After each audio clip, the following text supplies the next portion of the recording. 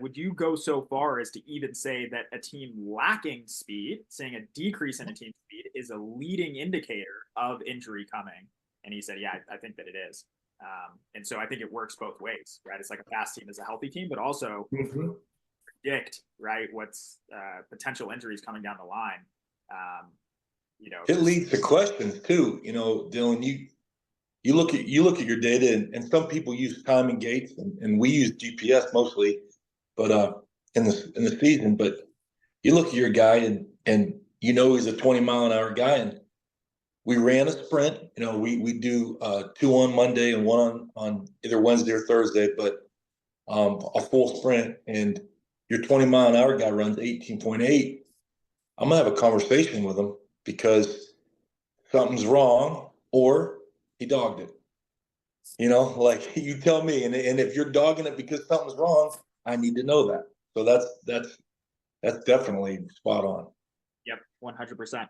Okay, cool, gentlemen. I think that sets the foundation for the conversation. So I appreciate you guys chiming in on that. We've got some good questions rolling in the chat here, so we'll start tackling those.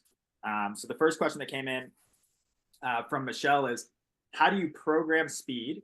And this is awesome because this is, I think, where we really wanted to take the conversation, by the way, is like out of the abstract and into the tangible and the logistics, right? Of like, okay, cool, I understand that speed is a priority in season, but what does that actually need to look like? How do we do it logistically? What data are you guys looking at to determine where it gets worked in? So this is a great question. Michelle asked, how do you program speed with a Friday night game?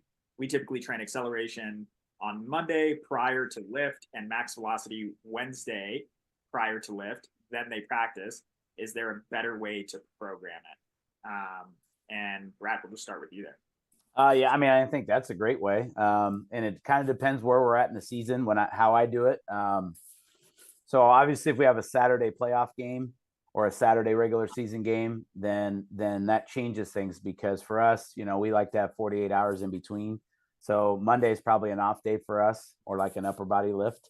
But on a typical Friday for us, because we give them Saturday and Sunday off, and I've done it both ways, I've found at our school where we're at Monday to be the best day I have in terms of sprinting. So for us, we do our max V on Monday, and I've talked to Kurt Hester. I'm good friends with him, and I understand the people that use Monday to prime Tuesday. But when we're following that high-low model that we use, Monday, Wednesday, and Friday are our high days. And so I like to hit max V early in the week when I feel like they should be the most fresh. But you can definitely hit acceleration on Monday and top speed on Wednesday. But then, yeah, we're generally going to hit acceleration on Wednesday or sometimes even Thursday, like in a fly into 10 or a shred mill run, something like that, because the volume's low. And we're okay with doing that because we want to keep our high days high and our low days low. And so for us, because we give the weekend off now, if our opponent was really good on Friday night and a bunch of our guys are beat up, and this kind of goes into, how do you feel? It's not always the speed assessment or the jump assessment. Sometimes it's just a visual assessment, and you talk to the guys and you ask them how they feel. And your main dudes are really sore still on Monday, then you need to adjust your programming.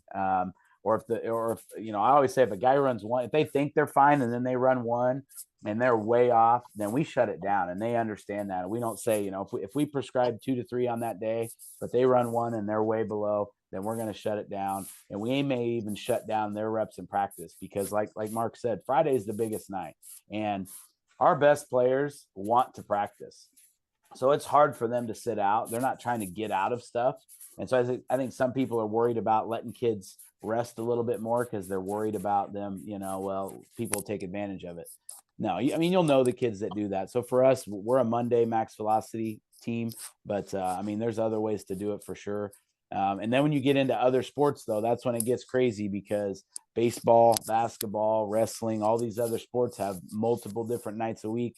And so for me, I am always trying to find the day that has A, the best weather, and B, the kids are the most fresh coming into it. And that's where we are. That's where we're at. Yeah, good stuff there. And Mark, I want to have you answer the same question. There was a question immediately following that was essentially the same question. It's just how are you incorporating it into your schedule, with one caveat, which is that are you incorporating any deceleration specific work? And if so, I would assume you're doing that on acceleration days as well? Yeah, so our schedule would be a lot like what Brad just said. We go Monday too. This is the way I look at it. A lot of people are like, the kids aren't as rested on Monday as you think. But here's the way I look at it, and my philosophy of coaching high school kids is, if they were sitting at the pool with their buddy on Monday afternoon at 3 o'clock and they hadn't moved all day, and their buddy walked over with a bucket of ice and poured it over their head, that dude had hit max V chasing him across the yard and would not pull a hamstring, and he'd be just fine. So that's kind of the way I explained it to our coach, they'd be just fine. If there's a reason not to, like Brad said, you got to be smart. And if they're beat up and sore and you're in the middle of October, and because how it happens, they're just all of a sudden they're going to start wearing down a little bit. But usually we do 20-yard acceleration, and then we do a max B. We do 2 reps of a max B run on Monday, and then we will do one more 20 and one more max B either on Wednesday or Thursday. A lot of that has to do with the weather. I prefer Thursday, and that's normally what we do, is Monday, Thursday. We get a lot of our acceleration stuff. We're lucky to have a shred mill at the school, like Brad does too. So our guys get a lot of their acceleration work on the shred mill in their strength conditioning class. But as far as the acceleration goes, we build that into our warm-up, part of our warm-up. A lot of times we do it in class. We do a lot of small-sided games. I think, you can only spend so many times running forward and stopping and running forward and stopping before it's not realistic anymore.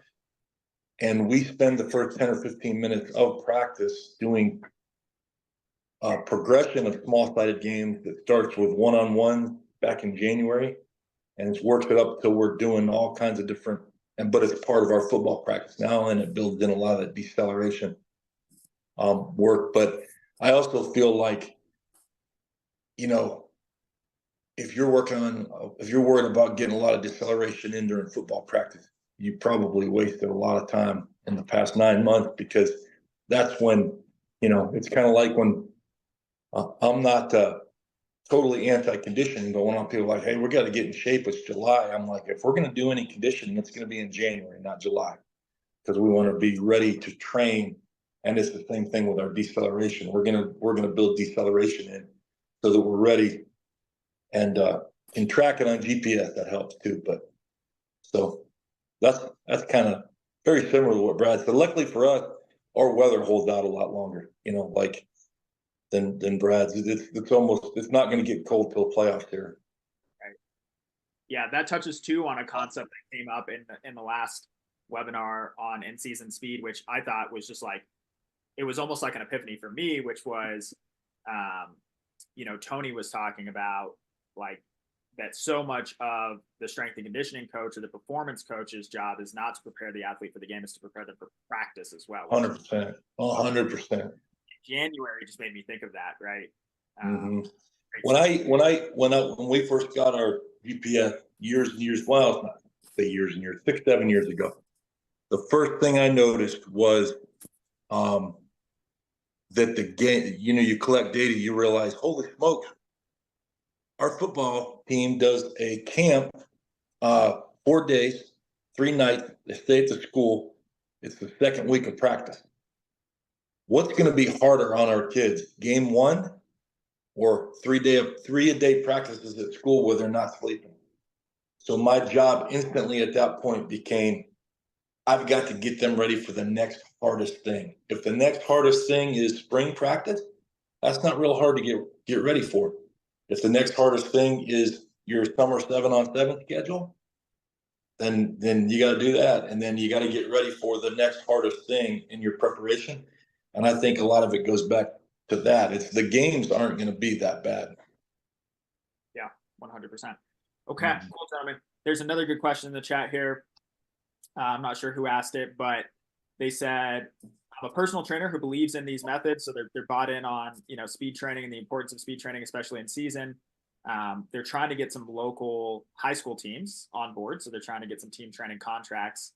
And they asked, from your experience, right, being on the high school side of things, what would you want to see from a performance coach or an outside source that was approaching you and basically, pitching, hey, let me do a deal with you and help you with your team, right? Your team's speed. Now, obviously, you guys already have a big focus on this, and so it's something that you're doing, but not every high school is bought in, right? And so we get a lot of like our Speed Lab partners, performance training businesses that are pursuing team training contracts with high schools, right? And they're approaching them and trying to sell coaches who aren't sold, like you guys are, on the importance of speed training, in season, off season, et cetera. Like what would be valuable to you to hear from a performance coach coming in, trying to help out? Yeah, I think Mark and I both kind of see both sides of it. I have a smaller side business where I train athletes from different schools and sometimes different states because we're really close to Iowa and Missouri, and I know Mark does too. So I kind of see both sides. For example, this summer I speed trained a kid from another school, from another state, and he would drive over, and he started the summer running a 106 fly 10, which is I think around 18 miles an hour, and then he finished the summer at 0.92. And the reason being, in 0.92 is 22 miles an hour. And the main reason being is they had lived in the acceleration world and hadn't been exposed to top speed. So for me, that's where I start. I video them. I explain the importance of top speed and then kind of show them the mechanical side of it a little bit, which I know, obviously head coaches aren't that interested in that. And then we attacked some of his issues, that he was weak at. And as he started to see improvements, then he was 100% bought in. So then he ran to 102, and then he broke one the first time, and his folks are bought in. So I think when you're in that performance world and you're talking to a coach, I think the first thing you have to do is say, where can we help you? Not, yes, he was being trained incorrectly, but I didn't, bash on whatever was going on. I didn't say, your coach is wrong. You should have been max speed. I say, hey, you're not getting much max speed work. He was an awesome accelerator. He hit almost 11 mile an hour on his first ever treadmill run. And so we left acceleration up to what he was doing with his team. And I said, we're going to handle max speed. And so as a performance coach going into that situation, you need to say, how can we help you? What are you already doing? And how can we supplement that? And then explain some of the data size that, hey, let's get some pre-test and some post-test data, and let's see where there's maybe some gaps, because Mark's done both sides too. When I have a room of 41 kids in a 30-minute PE period or in 30 minutes before practice, that's totally different than when I could spend one-on-one time or two-on-two time with this kid during the summer. And so going at it from that approach, saying not what you're doing is wrong, you say, what are you doing and how can we supplement what you're doing on things that we can help you? And I think that's the approach that needs to happen. And then from that standpoint, you can explain, hey, I've got more time with these kids. I can attack things that you can't attack with a larger group. And for me, playing both sides of it, that's how I work.